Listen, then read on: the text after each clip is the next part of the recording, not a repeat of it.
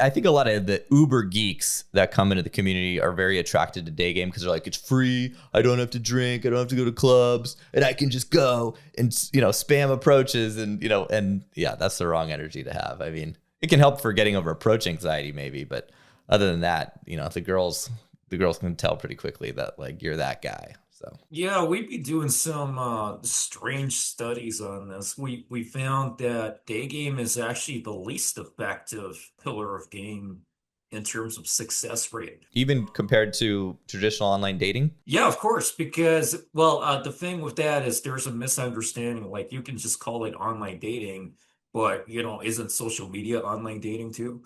Right. So the best way to phrase it is actually message game, night game, day game, social circle game, because the way that message game is defined, it's online dating, dating apps and websites for online dating, which Right. are designed in that particular way, social media, which is more expansive, and messaging itself. So free aspects there. Right. And that actually has the highest success rate. And it's not really surprising to me because there's a Stanford study by Michael J. Rosenfeld. I'm connected to him on LinkedIn. We spoke briefly a few times. And every few years, they do this study at Stanford where they identify in the USA specifically how heterosexual couples actually meet each other over the decades. And you can Mhm. see, like, since the 1940s or something up to 2020, 2025, it went from like Social what circle, I'm we, sure. yeah, Right. social circle basically, but they define it as through friends, through family, through Right. church. Right. That all that went down.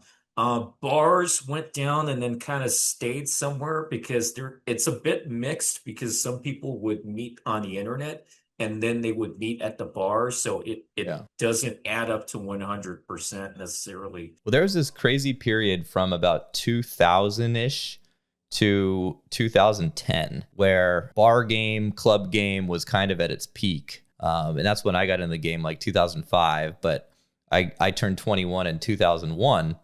And, obviously social circle was still the way most people got together. But, you go to a bar in San Diego or LA, New York, and it was just, that's where people went to like hook up and to meet. And so that's what I learned first. I learned like bar game and traditional like shit from the game, basically, like how to walk up to a girl in the bar and, do your thing and all that. And then when Tinder got popular in like 2012, I think, then you'd see people basically like meeting in the bar, on a date, obviously, that they met through Tinder. And then that totally spiked. And then I felt like there was a period where day game was really effective once it's like girls would go to the bar, they get hit on ruthlessly by so many dudes. And then day game worked a bit better because that didn't happen as often. And then I saw the pendulum switch where so many guys were learning day game that girls were just like, okay, this is another day gamer. And then that's probably why it's the most ineffective these days. But I've seen that as well. But go on with the study. What else was what were Yeah, the it's other either a findings? charity worker or a day gamer. Get the fuck away from me. Exactly. If it's uncalibrated. Yeah, like we released 2 weeks ago an article showing the pillars of game by success rate, effectiveness, essentially. Like how many guys who have ever done it have actually got laid because of it. Hmm. And day game is the last one, and message game number one. And joint, like in between that is net game and social circle game, but it has the same result. But I'm kind of concerned that some people don't understand the full extent of social circle game. So I kind of perceive that social circle game comes second because I don't think people realize, hey, if you hooked up with a woman from high school or university or something or workplace, that is social circle game, but I don't think people realize that kind of thing. A few weeks ago, I released a video where I was reacting to or telling the story about how I read a Reddit post, and this guy was saying he did 1,500 approaches and got laid 0 times and went on like 0 dates or something. And that's not even the worst I heard in the last few days. In the last 1 or 2 weeks, I made an announcement calling for people to come forward if they're having similar results. And I had multiple guys within a matter of hours come to me saying they have done 10,000 approaches, 11,000 approaches, or even close to 20,000 and they got like maybe they got one or two dates and they didn't get laid, or they got zero dates and they also didn't get laid. And I was like, that's just crazy to me because hey, That's I was so getting much time laid invested. before I ever did cold approach. So Yeah. it's this very weird thing where I think there's something to solve for these guys who are at the very bottom, stuck in this spam approach mindset. And I found one observation so far. We haven't found so many people so far, but we found like a small bunch of guys. And one similarity in every single case is they're all doing direct game.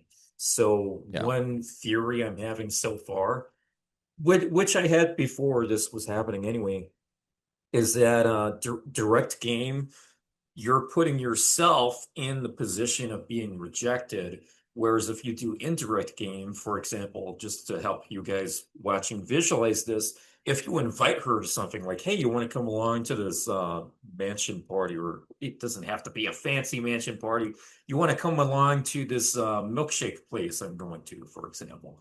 Whatever it may be, you're inviting her. You're putting the opportunity in the position of being rejected or not instead of yourself. Whereas if you're doing direct game, you're putting yourself in the position to be rejected. So, of course, like a woman, you just come up to her and say, would you like to have sex with me? Obviously, that's not what these guys are doing. But if you put it in a nutshell, like super extreme terms, Yeah. like, of course, like it wouldn't be surprising that she's rejecting that because she doesn't know a damn thing about you or not enough information, and you haven't made an opportunity out of it. You just made it about your confession of love to her, and she Right. just doesn't know how to respond to that. And these noobs usually have terrible tonality, terrible body language. They have no idea.